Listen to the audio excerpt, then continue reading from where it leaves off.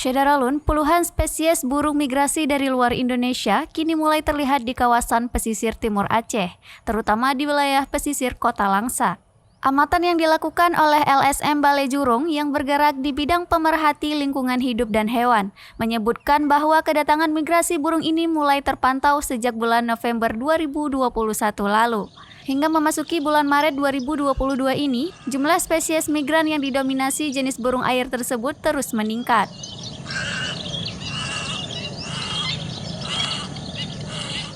Direktur Balai Jurung Iskandar Haka kepada serambinews.com mengatakan hasil pantauan di lapangan ada sekitar 51 spesies burung migran dari luar negeri dengan jumlah ribuan ekor burung air.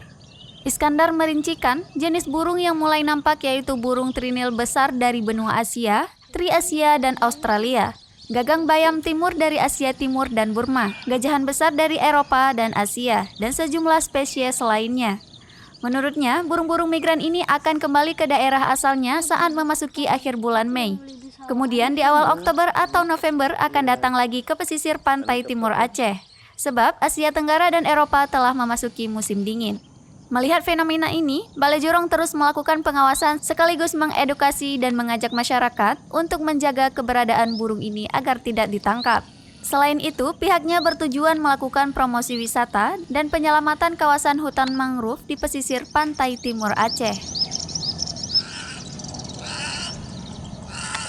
Dari Langsa, Zubir, Serambi On TV.